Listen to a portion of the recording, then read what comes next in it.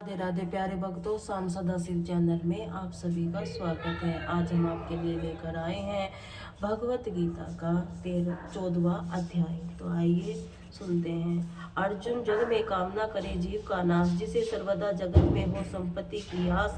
लक्ष्मी निज दिन जोड़ कर रहे तिजोरी बीच, अर्जुन वह संसार में महाकायो नीच। नर ऐसा संसार में रच नहीं यश पाए, इस तन को जब त्याग दे तुरंत नरक हो जाए। इसी हेतु मित्रवर करो कामना दूर, हो अर्जुन निष्काम तुम करियो युद्ध जरूर।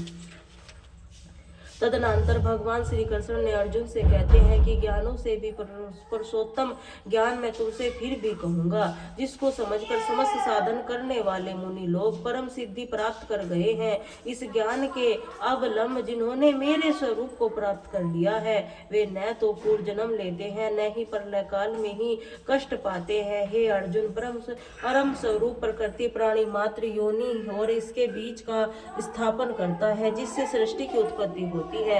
सब योनियों द्वारा जिनकी मूर्तियां उत्पन्न होती है, प्रकृति उन सब की उत्पत्ति स्थान अस्थावर माता और बीच स्थापन करने वाला पिता हूँ। हे महाभाव, प्रकृति के शरीर से उत्पन्न होने वाले सत रजतम तीनों गुणों निरंकार जीवात्मा शरीर से ही बांध लेते हैं। हे अनंत, इसके प्रकाश पहुंचाने वाला निर्मल सतोगुणी सुख और ज्ञान को आसक्ति से बांधता है।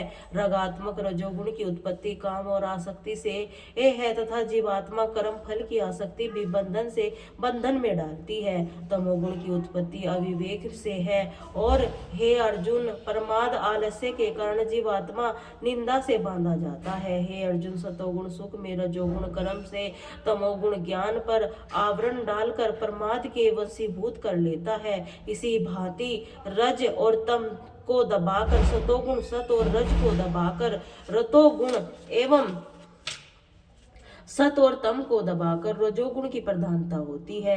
एवं जब इंद्रियों द्वारा शरीर को ज्ञान शक्ति की पराकाष्ठ होने लगे, सतोगुण बढ़ा हुआ समझना चाहिए। तथा हे भारत, रजोगुण की परिवर्ती से लोभ, कर्मों में प्रवृत्ति, अशांति, कामनाओं, विषय सुखों से लिप्तता उत्पन्न होने लगती है। और कुरुनंदन, तमोगुण की वृद्धि से अज्ञान, शुभ कर्मों में निरुद्धत्मा, प्रमाद, मोह, आलस्य आदि उत्पन्न होते हैं। बड़े हुए सतोगुण में जन किसी की मृत्यु होती है, वह प्राणी ज्ञानियों में निर्लभ दिव्य लोकों को प्राप्त करता है।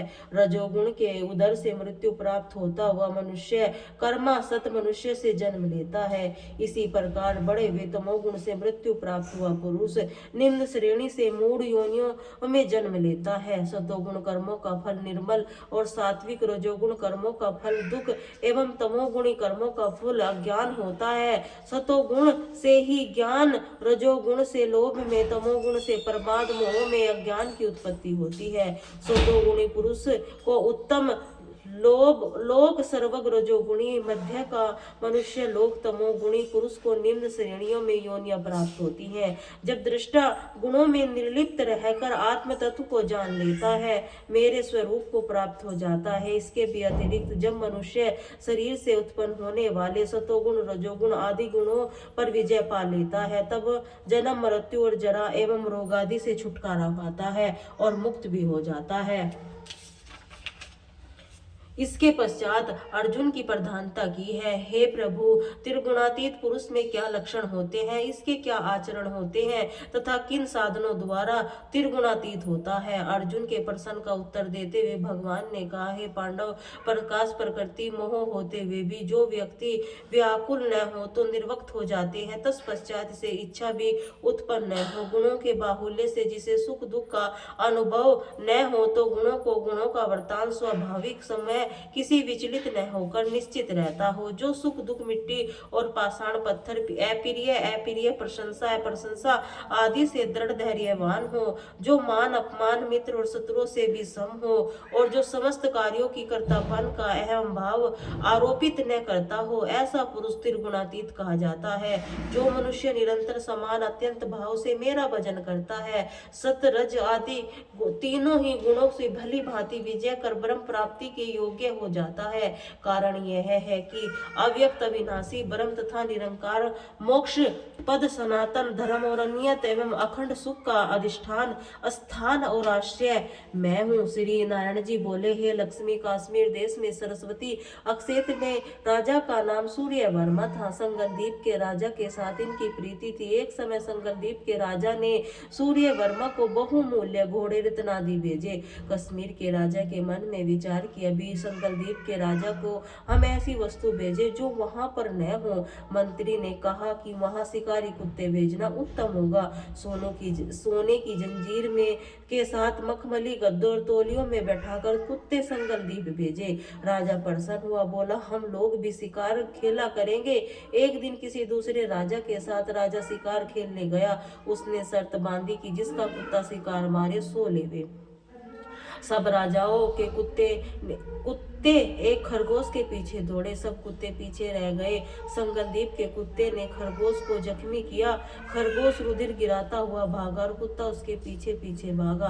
आगे एक कुटिया के पास कच्चा तालाब था। वे दोनों इस तालाब में जा गिरे। जब राजा घोड़ों के ऊपर दौड़ा कर पहुंचा तो वे दोनों दिव्य देह पाकर वैकुंठ को जा रहे थे। उन्होंने राजा से कहा, हम तेरी कृपा से वैकुंठ को चले हैं। राजा ने संत जी से पूछा, ये कैसा कौतुक है? संत ने कहा, हे राजन, मेरे एक गुरु इस तालाब में स्नान करके नित्य गीता के 14वें अध्याय का पाठ किया करते थे। मैं भी यहाँ स्नान करके नित्य गीता के 14वें अध्याय का पाठ किया करता हूँ। उसी जल के स्पर्श से यह दोनों वैकुंठ को चले हैं। राजा ने उनके पिछले जन्म की वार्ता पूछी। संत ने कहा, यह खरगोश पिछले जन्म में भ्रष्ट ब्राह्मण था और यह एक कुतिया इसकी स्त्री थी। इसने स्त्री को बहुत खिसकाया था तो स्त्री ने इसको विष देकर मार डाला। जब दोनों मरकर यमलोक पहुंचे तो धर्मराज की हुक्म दिया कि इसको खरगोश का जन्म दो और इसको कुत्ते का जन्म दो।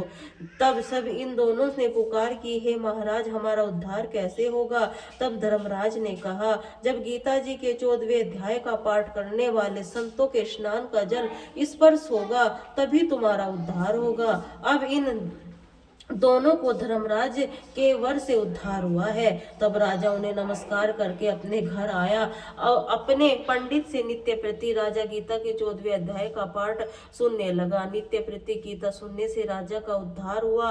वह देव देह त्याग कर वैकुंठ को गया। नारायण जी ने कहा, हे लक्ष्मी, ये 14वें अध्याय का महात्मन है जो मैंने कहा और तुमने श्रवण किया है। बोले श्री राधे राधे।